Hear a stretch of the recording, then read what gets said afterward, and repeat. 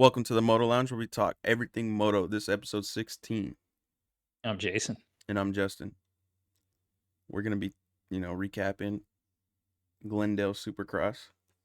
What's your thoughts? How did you think of it? Uh, well, my thoughts are in the 450 class, but we ain't there yet. So, 250 class, like we said, Deegan was going to run away. There's no competition, even though you had Kitchen go down or come work his way through the pack. Hey, I mean, he was doing Kitchen good. didn't fall last night though. No, he just got shuffled all the way into the back. But still, I mean, he did work his way through to get up there. I mean, he did good, but is it good enough? No. No, he's fighting for second. That's basically all he can do. McAdoo stayed up decently for the whole time. Got passed, but then passed back, so that was good to be up on the box. He's doing good, but again, the 250 class is just not. There's no competition. I mean, we can sit there and we can talk from second and back, Yeah. but that's pretty much all you can do. I mean, it's a shutout. Deegan's taking it. Yeah. He didn't look like he was pushing. He looked like he was just out there on a Sunday stroll, just riding. No challenge, no nothing, no So hiccups. let's just wrap up the West Coast Championship. Right? I mean, he's got Seattle yet though. Yeah, which is But Levi's home. His home race. ag- Will he again, will he be able to step up next weekend at his home race? Yeah, no, like you want to see I want to see it muddy. I want to see Seattle muddy. And then it's a good possibility that you might see Kitchen do better. that is true. No, I agree So with that. give it the competition, do it that way. If not, all right, Deegan wins. There you go. Then he has a break, and then he comes back and they have a shootout or whatever. But Well, still, I mean, so when we watched, I mean, I don't know if you were watching, but when I put on the vlog, Deegan after Seattle, he's gonna go ride motocross on a 450. yeah, he's getting ready. He's Oh, getting ready. I'm telling you right now, we're gonna see him on a 450 in Daytona. I just have the feeling, and Yeah, you for it. can't miss that race if you have the opportunity. I don't see him giving up like that opportunity, even though it's a 450.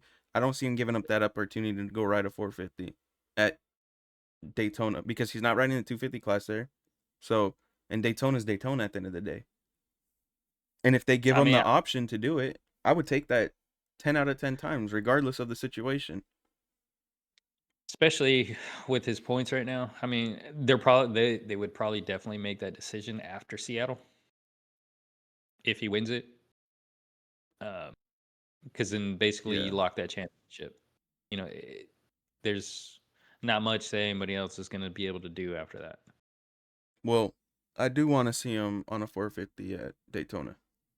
At least Again, Daytona. I think it would happen if he wins. If he wins Seattle, I don't think it matters. I don't think it matters. really, I don't think so. no, No.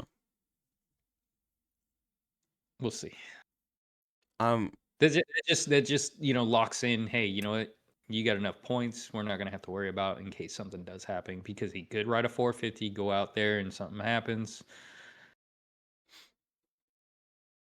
Take him out for the rest of the championship for the 250 class. Not saying that something would happen, but there's always that opportunity that could arise. Like Because you have you to don't think about it though.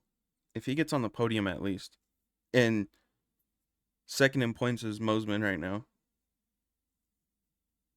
Like, you know what I mean? If they don't place the way that it looks like on the point standings, and Deegan's still at the top, obviously, maybe not first, but second. Well, I'm done saying that he's gonna not get first. Like it's just it is what it is. It's like us I mean, going into every weekend saying Tomac's gonna win, regardless. Like, yeah, he's had some bobbles and stuff the last few weeks, but like that doesn't even matter. Like we will they still have a lot. take we will still take Tomac next week though, would we not? Like it just doesn't matter. Yeah, but they have longer. The 450 class, there's longer races. That's not With my the point. 250, My point is regardless of the situation that happens the week before, we will still always take that next person the following week, unless it's like a Chase Sexton, a Kitchen, uh, Cooper Webb, because you're gonna look at consistency. So regardless of the situation, I'm still taking Deegan if it's raining. You know what I mean? well, yeah, I'm not gonna say that I'm gonna take Kitchen over Deegan by No, any but means. that's what I'm saying is like I'm still gonna end up taking Deegan every week, regardless of anything. And that's what my point is. Like even with Tomac, like yes, the last 2 weeks haven't went the way of Tomac, but next weekend comes up, I'm still gonna go for Tomac to win. You know what I mean? Like Right. so, it's just I don't know. It's well. Speaking about Tomac, I hope no, he's not okay. yet. I do too. But no, no, no. Like, all right, if you go into Daytona, yeah, I see him putting a 450, put him on a 450 and try it out. But will they? Don't know. They might just hold it over. He probably wants to, but that's gonna determine about their stuff, the team stuff. It's not his full on decision, but I have an idea, or I have a little leaning towards yes, being out there on a 450. But I could be wrong. They might just wait. Who knows? Nah, But they did put him out there in WSX. He's not riding the East Coast. Why not? cause like look, think about it. We have Glendale that just passed, right? Okay, we're going to Seattle next week, right? Mhm. And Then we then have that, one round in between, and then Daytona. That's what I'm telling you. He already said in his thing he was gonna be on a 450 after Seattle. yeah, it's a very good possibility he will I be don't on a know. We'll 450. see. I would like to see it. That'd be sweet. I was thinking Daytona was a little bit later though. I didn't think it was as soon as it is. Cause I know I was thinking that there was gonna be a East-West shootout. Well, there is one right before Daytona. No, there's not. It's after. Glendale, Seattle, Arlington, and then Daytona. Yeah, I thought there was gonna be East-West shootout before Daytona, but no. Daytona's on February 14th. I mean 28th. Wrong one. So it's the end of this month. So who The, knows? We it's a good possibility we might see him out there on a 450, which would be good. yeah. Mix it up, guys. I And show. just wanna see it. I'm curious. I'm telling you, he went to WSX and he didn't look as good as he did, or I expected. I'm not Mm. saying that I expected him to go out there and go kick ass. That's not what I'm saying. But I expected him to at least look a little bit better than what he did. You know what I mean?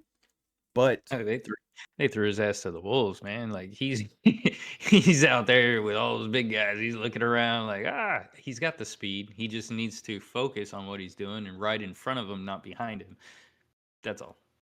And what that's a learning experience in WSX. something happened though from the time WSX happened till Anaheim won. Something something clicked in him that was just like just something clicked because I'm telling you, he looked not the best on the 450, right? And then obviously when you get back, you're gonna go back to 250 training, right? Okay. Then we get into Anaheim 1. Okay, it didn't go as planned. Okay, then we go to San Diego, and ever since San Diego, he's just the bike controls better on the 250. Yes, it's only a 250, but the bike controls better, whip speed's better, managing races better. Like he said, he's just checking the boxes off of his list, and you know what? He sure is because he's checking the boxes off my list of my expectations of what I wanted to see him do in the 450 class alone. But if he's already doing it in the 250, He's preparing himself for the 450 class exactly. because now he knows because he got thrown in there and he got to experience that. Now he can go ahead and say, "All right, this is what I need to focus. I need to work on this. I need to work on that."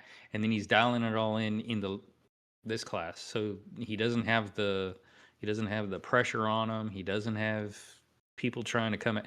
He goes to 450, everybody's going to be all over him just because Yeah. they're that much faster. There's so many of more guys that are very competitive and at that higher level that he doesn't have to deal with that. So right now he could focus on making sure his turns are dialed, make sure he can hit the whoops, the speed. He's got everything all locked in to jump into that class, then try it again, which I he's like playing the it way it smart. worked out, Yeah, no, it's or the good. I way think it it's is working out, I should say, because it's still in progress.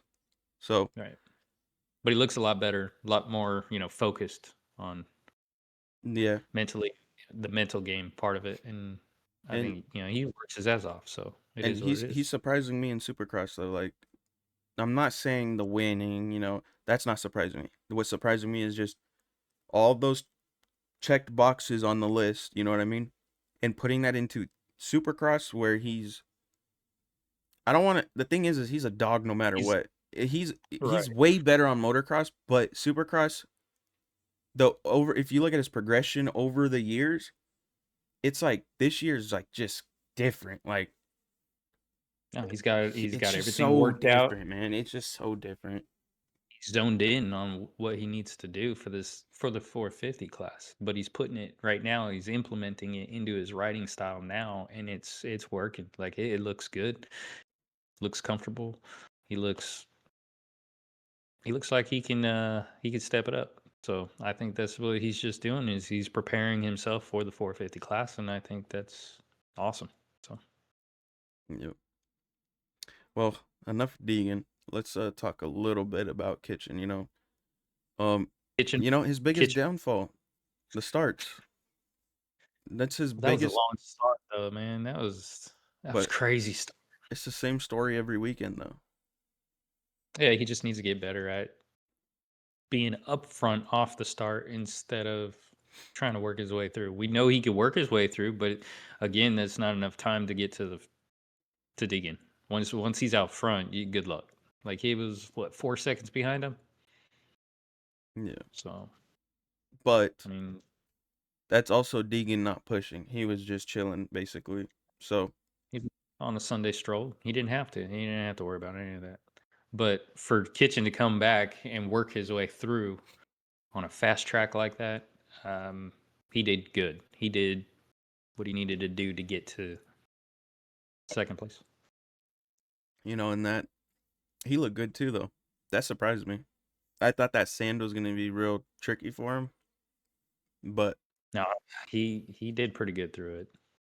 I mean, the fact that he still went from like the bottom to the top, it shows that like you know what it reminds me of is like a Sexton. Sexton could do the same thing, but it's like, dude, you just need He's to got to get a get a good better. start. Like, That's it. He's got to get a better start, and instead of passing, 12 guys, pass two guys, stay up there, and as they pull, you're right there with them. Like he needs a better start. If he got a better start in the next few rounds, yeah, he might be able to challenge for the first part, but he's got to get a little bit more aggressive than let me walk the bike in front of you, and then Deegan just goes around him. So. I know Kitchen doesn't want to take him out, which you don't have to take him out, but you can get mighty close to stand him up in a berm or something like that. But yeah. I don't see Kitchen being that aggressive towards it because he knows that Deegan will come back and probably take out the front. So See, but that's when see the way that I think about it is like, yeah, obviously riders could be scared of Deegan because of what Deegan does, but also the other part of me is like, well, then be faster. Like, be faster or man up. Come on, what's it gonna be? I mean, at the end of the day, like that's how I feel. Like it's like if they're scared, then they're in the wrong sport. I don't care. And then they're just settling for second place. That too, which sucks for them. Like, I mean, it doesn't suck. Like, I don't know how to explain it. It just sucks to see, I guess. Because Well, right now But it's like either way, like I don't see. Oh fuck! I just smacked my chin. Um, I don't see anybody in this class, regardless, anyways, to even be as fast as Dean. And the thing is mm, I don't know what else to say. Like the kid's that's it. fast. The kid is fast. He's not even pushing it. If he was getting challenged, then yeah, he would have to push it. But right now, you can see it in his body language. He's not pushing it. He's riding, but he's not pushing. So So everyone else is tucked and pushing and trying to get up there. They're not even making a dent.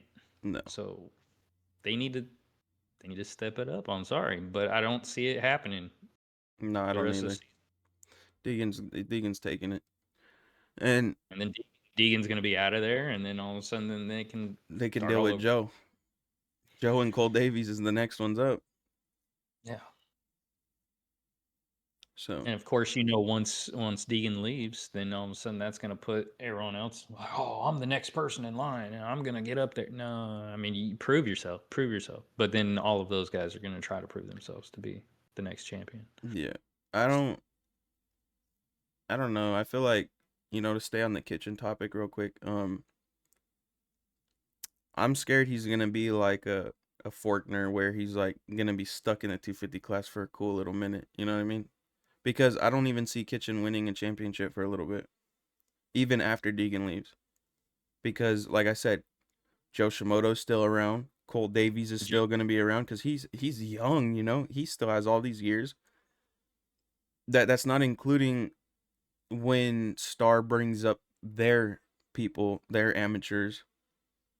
They're fast, and it's gonna be more of a ongoing battle fighting people that are just so much faster. And the thing is, Kitchen's fast, but he's only fast on selected rounds. He's not a consecutive fast like a Cole Davies or a Joe Shimoda. And that's my point where it's like he might be stuck in this class just a little bit longer than what he probably wants to be. And I don't want to say it's because he's not training hard enough, but at the same time, it's like if you want it, do it. Like figure out what you're doing wrong and fix it. Like you're getting your ass whooped every weekend and you talked shit at the beginning of the year and now you can't back up nothing and now you're just being somebody's pocket holder. Like it I just think it's the sad truth.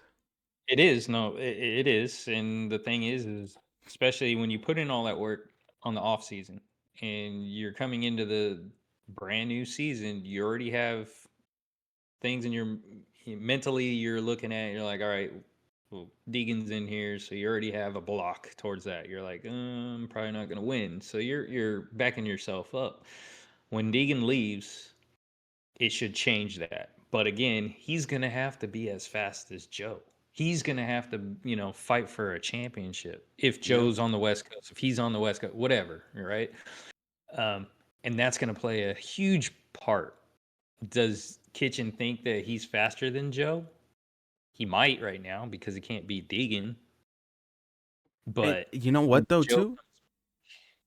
I didn't even name when James is back because he looked good at the beginning of the year, but then he just got hurt. When he's back, when Julian Bomir is back, there I mean, yeah, you got more key players that are now by doing that. Now you're talking okay, all of those riders, Kitchen, Joe, uh, James Bomir. all of those guys are all around the same speed. Yes, you're gonna see the back and forth action. They're gonna actually have to step it up to fight for it. I can see Kitchen probably doing well. Is it going to be consistent? He's got to Nah. get over whatever he's got right now.